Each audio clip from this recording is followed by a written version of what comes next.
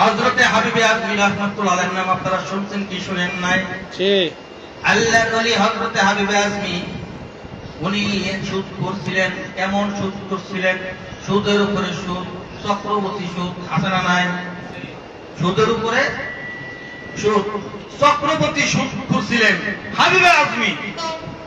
উনি সুদের টাকা দিয়া মানুষের টাকা দিতেন, মাছলার টাকা দিতেন, গোসলার টাকা দিতেন, সবজলের টাকা দিতেন, চাইলারে দিতেন, তেলারে দিতেন, নুনলারে দিতেন, পেঁয়াজলারে দিতেন, বিভিন্ন জায়গায় মানে বিভিন্ন সেক্টরে দিতেন। দিয়া কি করতেন? প্রতিদিন সকালবেলা উনি যাইতো, মাছলার যাইতো মাছ দে, গোসলার যাইতো গোস দে, আলু আলু দে, পেঁয়াজ মানে এভাবে করে উনি কথা বুঝছেন কেমন সুদ করছিল। আর যদি দেরি হইতে তাহলে সুদের কি হয়েছে? সুদ হইছে, এরকম সুদ করছিল। এবার হাবিবে আজমি কি করলেন? এক পানাদারের কাছে গেলেন, তার বাড়িতে গেলেন। পানাদার তো জানাজার দেখলে কি করে? ঘরে থাকে না দৌড় মারে? দৌড় মারে না? হাবিবে আজমের দেখতে জানাজারে দৌড় মারছে, চক্রবর্তী সুদ পুরাইছে রে। আজকে তাইলে মান সম্মান ওই যে মাইসে একটা কথা বলা, সুদপুরের সব রক্ত থাকে না, এরকম কথা পাই না। দৌড় মারছে, বাড়িতে যায় হাবিবে আজমি কাছে, এই আমার জামাই কই? হ্যাঁ তো বাড়িতে নাই। বাড়িতে না, আমার টাকা পয়সা, টাকা পয়সা ঘরের মাঝে কি আছে? ঘরের মাঝে কিছু না, একটা খাসির মাথা আছে। কি আছে? খাসির মাথা। খাসির মাথা আছে। যা খাসির মাথা দে। আপনার জামাই কইছে আমার টাকা পরিশোধ করতে হবে, খবর আছে। খাসির মাথা নিয়ে বাড়িতে গেছে, যাইয়া পরে বলে দেয় বউ কি খাসির মাথাটা সুন্দর করে ফুটের তেলটা রান্ধব, আমি আইতাছি টাকাটা পোকাদার কইরা আয়া গোসল টোসল করে কথা খাসির মাথা দেখাম। কথা কি বুঝেন নাকি আপনারা? হাবিবে আজমি তার বিবিকে খাসির মাথা দিয়া করেন, বিবি রে ওই খাসির মাথাটা ফুটের তেল দিয়ে রান্না করো, আমি টাকাটা করে এসে গোসল করে খানা খাবো। এবার স্বামী চলে যায়, টাকাটাতে বিবি খাসির মাথা ফুটের তেল দিয়ে সুন্দর করে রান্না করে রাখে। স্বামী টাকাটা দিয়ে আসার পরে স্বামীকে এবার লঙ্গি দেয়, গামছা দেয়। স্বামী গোসল করে বাসায় আসে। আসার পরে স্ত্রী ভাত বাইরা দিল, খাসির তরকারি হইতে মাথার ফুটের তেল দিয়ে রান্না করছে, এটা দিছে। দেওয়ার পরে দিয়ে বলতো স্বামী এবার আপনি খান, আমি বাকি কাজ সাইরা আসি। বিবি বলতেছে, এবার স্বামী যখন খাইতে বসছে দেখে কি ওই ডাইল ভর্তি ওই খাসির মাথার যে ডাল, যে বাকিটা দিছে ওটার মাঝে ডাল দেখা যায় না, ওটার মাঝে খাসির মাথা দেখা যায় না, ওটার মাঝে দেখা যায় তাজা টকটকে লাল রক্ত। আমি শিহরিত হয়ে গেল, অবাক হয়ে গেল, ব্যাপারটা কি? আমার বিবি আমার সাথে খুব মস্করা করলো, এই ডালের বাটির মাঝে তাজা রক্ত আমাকে কেন দিল?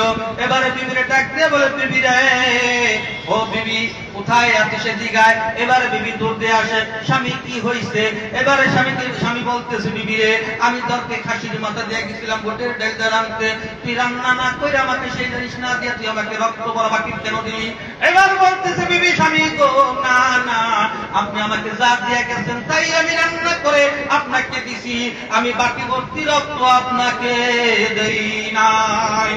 এবার হাবিবে আজমির ভিতরে তো ভয় আসলো, ঘটনাটা কি? বাকি ভর্তি রক্ত কেন হলো? তৎকালীন ছিলেন হযরতে হাসান বসরি রাহমাতুল্লাহ আলাইহি, দজরা নদীর পারে ওনার খানকা ছিল। এবার হাবিবে আজমি কি করলেন?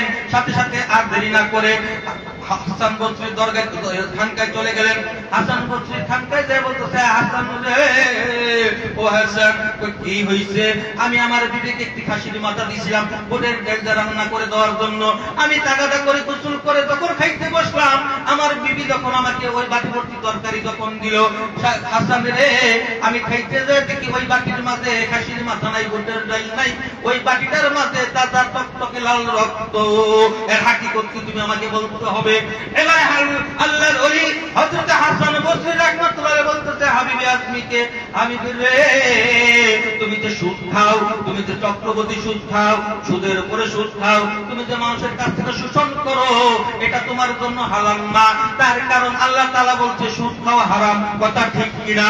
ব্যবসাকে আল্লাহ তাআলা হালাল করেছেন, আর সুদকে আমার আল্লাহ তাআলা হারাম করেছেন। হাবিব রে তুমি যে সুদ খাও, এটা তো টাকা খাও না, সুদ খাও না, এটা তুমি মানুষের রক্ত খাও।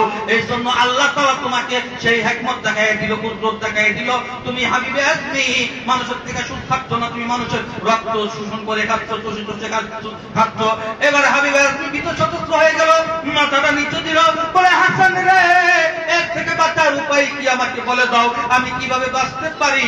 আমি আল্লাহর কাছে অনুতপ্ত, আল্লাহর কাছে তওবা করব। এবার হাসান বসরি বলতেছে হাবিবে আজমিকে, ও হাবিবে আজমিকে শুনো, তোমার কাছে মানুষের অনেক কিছু দলিল আছে, আছে না নাই?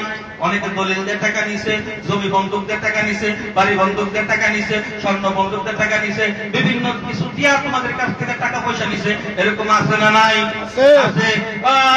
আমি কি বলেন, তুমি বাসায় যাও, বাসায় যাইয়া বাজারের মাঝে মাইক এলান করে দিবে, মাইকটা বলে দিবে আমার কাছে যারা যারা পাওনা আসছো তোমাদের সমস্ত কিছু পাওনা নিয়ে যাও, আমাকে তোমরা মুক্ত করে দিয়ে যাও। হাবিবে আপনি দরজা বাড়িতে আসলেন, গভীর মনোযোগ বন্ধুরা। হাবিবে আপনি বাড়িতে আসার পরে এবার কি করলেন, তার সিন্ধুকের মাঝে খুইলা যত দলিল ছিল, যত ইসলাম ছিল, সমস্ত কিছু একত্রিত করে রাইখা এবার মাইকিং করলেন বাজারে যাইয়া। যাই বলতেছে, যারা যারা আমার কাছে বাড়ি বন্ধক রাখছো, জমি বন্ধক রাখছো, টাকা পয়সা নিছো, তোমাদের পায়ে হাত দিয়ে বলি তোমাদের জিনিসগুলো আমার কাছ থেকে এসে নিয়ে যাও, আমাকে তোমরা মুক্ত করে দিয়ে যাও। এবারে এই এলান করার পরে, বাজারে এলান করার পরে সমস্ত মানুষ হাবিব আজমির বাড়িতে যায় হাজির হইলেন। হাজির হইয়া দেখ এবার কি করলেন, হাবিব আজমি সবাই যা যা আসলো সমস্ত কিছু ফিরাইয়া দিলেন। ফিরাইয়া দিতে দিতে নিজের বলতে আর কোনো কিছুই ছিল না, শুধু পরনের কাপড়টা পইরা স্বামী আর স্ত্রী ওই দশলা নদীর পারে যাইয়া একটা কুলে ঘর বানাইয়া মাওলার জিকিরে পইরা গেলেন। লা ইলাহা ইল্লাল্লাহ, লা ইলাহা ইল্লাল্লাহ, লা ইলাহা ইল্লাল্লাহ, লা ইলাহা ইল্লাল্লাহ, লা ইলাহা ইল্লাল্লাহ, লা ইলাহা ইল্লাল্লাহ, লা ইলাহা ইল্লাল্লাহ, লা ইলাহা ইল্লাল্লাহ, লা ইলাহা ইল্লাল্লাহ, লা ইলাহা ইল্লাল্লাহ মুহাম্মাদুর রাসূলুল্লাহ সাল্লাল্লাহু আলাইহি ওয়াসাল্লাম। যাকাত কি হইছে? ওলি হইছে, আল্লাহর ওলি হইছে, কথা ঠিক কিনা? ঠিক। মদখোর কি হইছে? আল্লাহর ওলি হইছে। সুদখোর কি হইছে? আল্লাহর ওলি হইছে। মদখোর যদি আল্লাহর ওলি হইতে পারে, যাকাত যদি আল্লাহর ওলি হইতে পারে, সুদখোর যদি আল্লাহর ওলি হইতে পারে, আমি পারবো না কেন? এখন আপনি কি হাবিব আজমি ওইটা কইবেন না বর্তমান কইবেন যে হাবিব আজমি এক সময় কি ছিল, আল্লাহ তাআলা কত পরিবর্তন করছে? আল্লাহ তাআলা হেদায়েতের মালিক, কথা ঠিক কিনা? ঠিক। হেদায়েতের মালিক কে? আল্লাহ। হেদায়েতের মালিক হলেন আল্লাহ। আল্লাহ হেদায়েত করেছেন, আল্লাহর কাছে দোয়া করবেন না বদদোয়া করবেন? আল্লাহ দোয়া দোয়া করবেন।